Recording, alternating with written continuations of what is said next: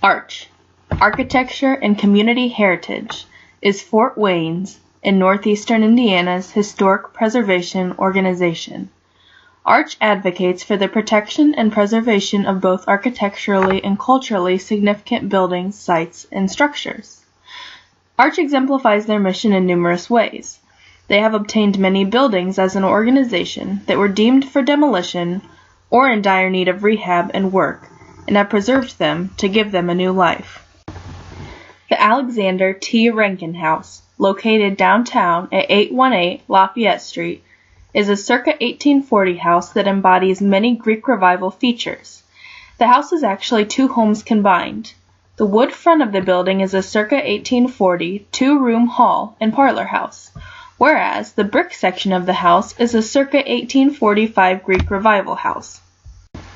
Alexander Rankin was a well-known abolitionist minister here in Fort Wayne. The house itself has been entirely restored and rehabbed by ARCH over the past decade and now serves as their main office. What would have previously been used as the dining room now serves as the conference room for ARCH.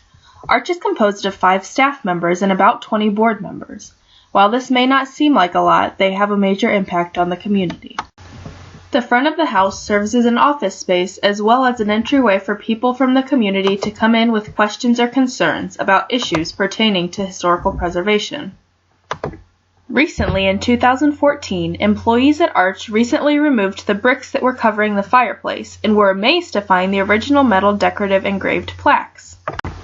The plaques that can be seen here are called firebacks. Even though the restoration took around 5 years, ARCH is proud of their preserved and restored Rankin House. The Canton Laundry buildings, which can also be found downtown at 1016 Broadway, are 2 circa 1890 Italianate commercial buildings. ARCH acquired these 2 buildings in 2010 after having them on their endangered list for nearly a decade. The buildings were in dismal conditions and in need of extensive restoration. The rear walls on both buildings were replaced. The windows were also either restored or replaced with appropriate era replacement windows. The buildings are currently being sold by ARCH and are in shell condition, ready for a developer to see this great opportunity in downtown Fort Wayne.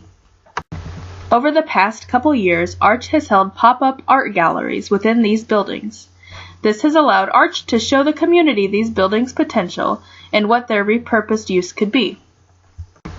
ARCH always promotes adaptive reuse, which again ties right into their mission statement. ARCH purchased the Dr. Merchant Huxford House at 520 Tennessee Avenue in September of 2013. This outstanding example of Greek Revival architecture was reportedly built with the beams from the first fort found here in Fort Wayne. ARCH has corrected the masonry of the outside of the house, restored or rebuilt all the windows, and recently built a proper frame to surround the front door, in order to match what the door originally would have looked like.